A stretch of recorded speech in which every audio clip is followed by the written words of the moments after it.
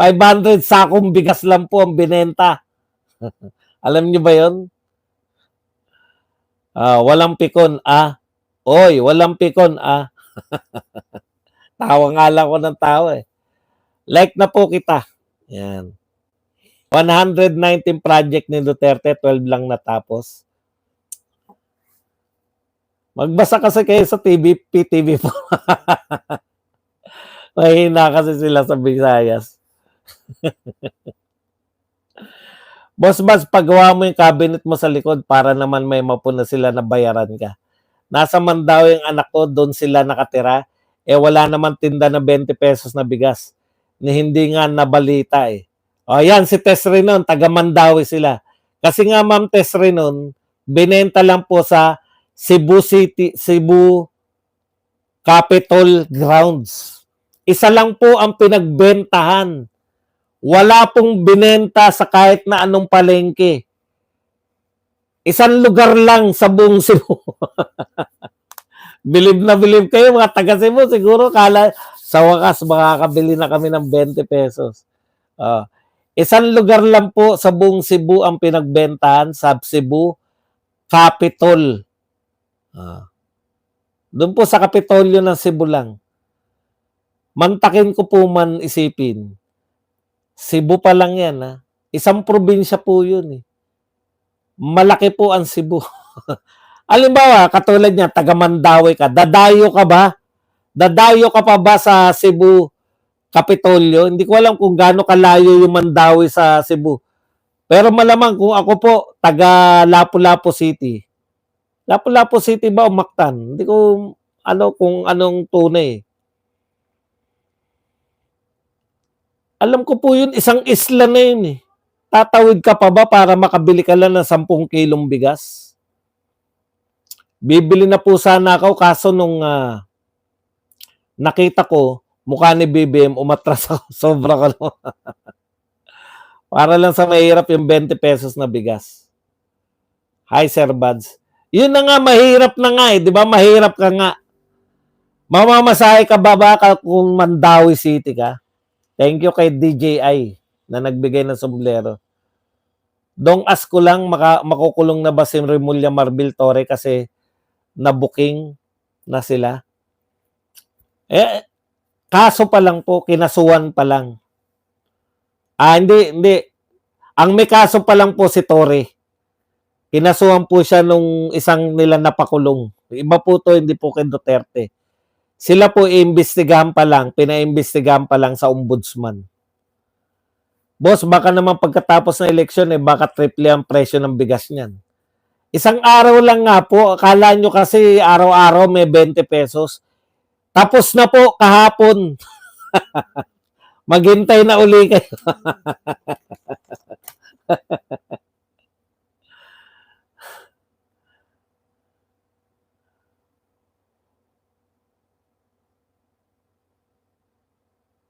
Ang Mactan Island po ay may 2 LGU, Lapu-Lapu City at Cordoba.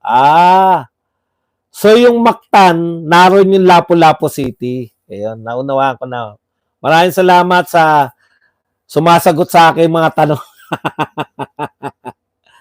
So yung Mactan po pala, ay yung Mactan Island, naroon yung Cordoba at saka yung Lapu-Lapu. Kaya Cordoba, Cebu Cordoba, no? Iyon.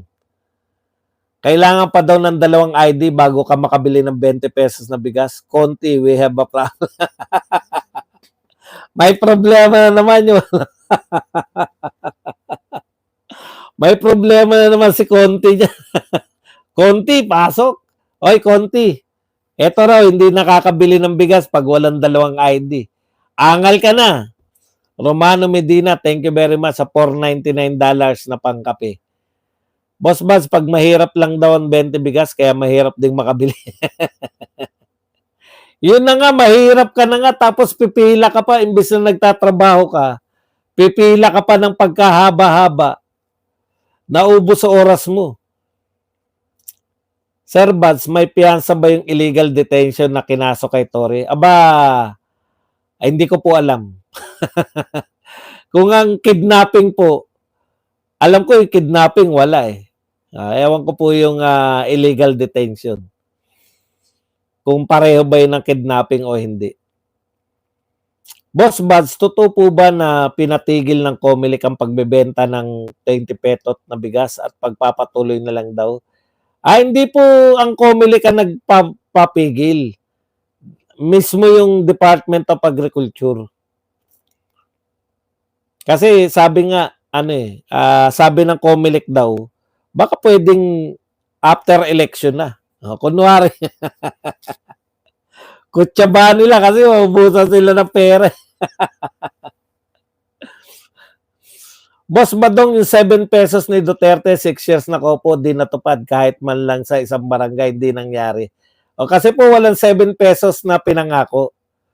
Mali pong pang-intindihan ng vlogger mo. Basura ka. Pangalan mo palang basura na eh. Wag po tayo maglokohan. Wala pong pinangakong 7 pesos. Pag mali ang pang-intindi ng vlogger, tapos sinabi sa'yo, tapos binabalita mo na may pinangakong 7 pesos, ang dali lang naman po niyan, di ba? Di ba ang dali lang po magpakalat? Ang dali lang po yan. I-post nyo lang yung video ni Tatay Digong. I-post nyo lang, eto yung nangangako si parang yung pinakalat nyo, di ba yung jet ski? Bakit yan? Wala pa rin nagpapakalat. Kasi ang nagsabi na 7 pesos, vlogger nyo lang. Naniniwala kayo sa vlogger nyo. I-post nyo lang kung ano yung sinabi ni Tatay Digong nang mapahiya kayo.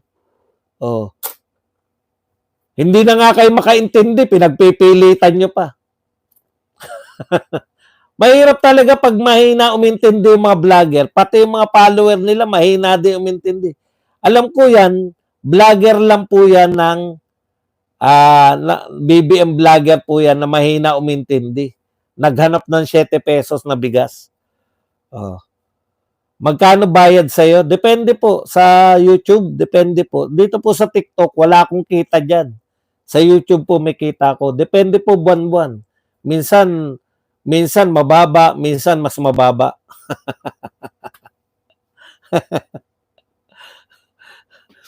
Kung mali na nga pang intindi ng vlogger nyo, tapos echo nyo pa. Kaya kayo nasasabihin ng mga mahina kokote.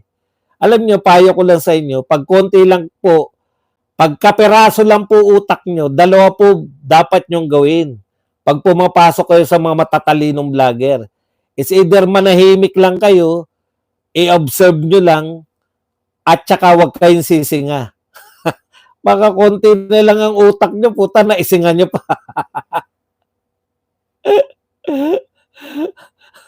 Mike, napanood mo na. Napanood mo na pala, i-share mo.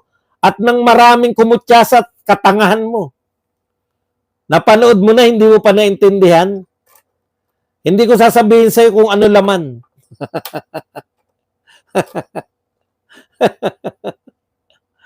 Kung ang napanood mo, hindi mo pa maintindihan, puta. Wala na yung nagtatanong na may 20 na 7 pesos.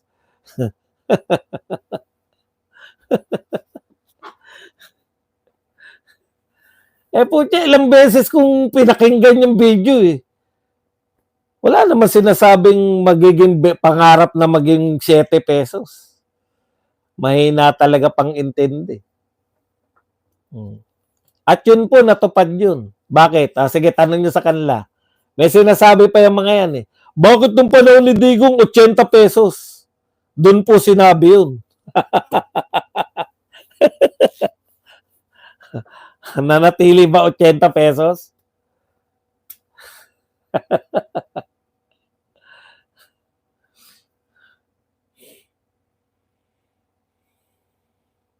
Kapag bobo, ibenta agad na mahal ang utak dahil slightly used. True yan, 350 tons binenta nila na Google na niya lumabas. Ano yun? Hindi po, 500 kilos lang po. 500 sack lang po. Yung 20 pesos hindi naman pinangako. Sabi pangarap, 'di ba? Okay po. Bilib na bilib kayo, no? Hindi naman po pinangako yung pangarap lang yun, kaya hindi po matutupad. Ganun pala, pag pangarap, hindi pala matutupad. Okay lang, pangarap lang pala. Lilinawin niyo po, ang kahulugan pala sa kanila ng pangarap ay hindi matutupad. Yan na, malinaw na. Kayo kasi mga DDS, mga Duterte supporters, mga kulto ni Digong, kung ano-ano pinapasok nyo sa utak nyo. Pag pangarap, ibig sabihin, hindi matutupad. Alam nyo na ngayon. Hanap kayo ng hanap ng 20. Sinabi bang pinangako? Sinabi lang pangarap Sila pagalit.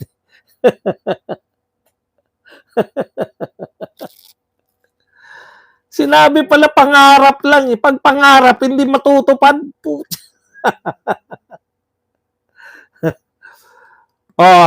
Panahon daw ni Duterte, 70 pesos daw po ang bigas. Dapat umangal ka noon kasi BBM nang. So sa mga tweet, pinababa ni BBM ang presyo ng bigas. Palakpakan po natin. Kakamot ka na lang ng ulo, no? Palakpakan natin. Asa na dutain nyo ngayon? Hindi ko po, wala po akong kilalang dutae. Baka ikaw, kilala mo yung dutaing sinasabi mo kasi nasa utak mo. Pinangako yan dahil may vlog si BBM sa channel niya. Huwag nyo na pong nangangatwiran na nga 20 pesos po ay pangarap. Kaya po, ang ibig sabihin nila ng pangarap, huwag kayong umasa. Ganun pala yun.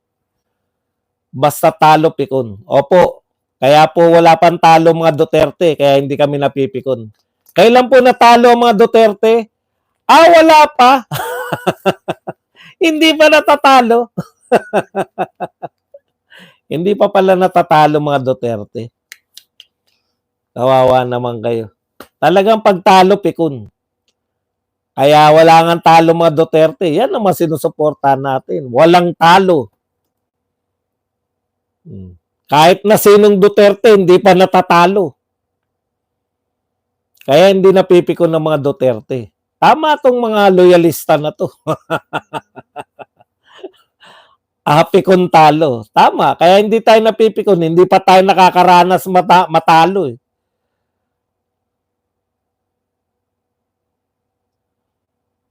Wala nga po kaming kilalang dutae. Ano po kung hindi po makauwi si dutae, hindi po namin kilala yun. Kung kaibigan mo man yan, di ano magagawa namin? Magpatulong ka, loyalista kayo, magpatulong kayo sa presidente. Meron daw silang hindi kaibigan na hindi makauwi. Bigyan nyo ng pamasahe.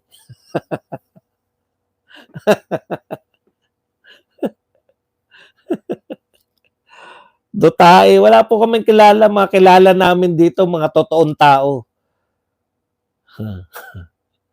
Si Trilling po, puro talo. Boss Buds, ang hirap makapag-usap sa yung logic ng utak mo parang nalilito. May mga taong nag-iisip pala ng ganun. Correct. Kaya no wonder, magtataka ba kayo bakit sila nanatiling follower? Kita mo sa 20 pesos na bigas na lang. Nabudol na tayo noon. Lahat buong Pilipinas nabudol. Walang 20 pesos. Ngayon, binudol na naman ulit tayo, 'di ba? Sabi, magkakaroon na ito ng katuparan ng pangarap. Katuparan ng pangarap, isang araw lang at sa Cebu lang. Hindi sa buong Cebu, Cebu Capitol Grounds. Doon lang po sa Kapitolyo ng Cebu. Kung yun po ang katuparan ng pangarap, isang araw na nagtinda ng bigas sa Cebu, ano magagawa natin? Katuparan na. Kaya nga ang hamon ko sa kanila, paulit-ulit ako. Ito lang ang hamon ko. Pag nakabili kayo ng 20 pesos, iboto nyo straight. BBM candidates. Pag hindi kayo bumili, nakabili, iboboto nyo pa rin. Kasi nga, yun ang inabot ng utak nyo. Wala tayong magagawa.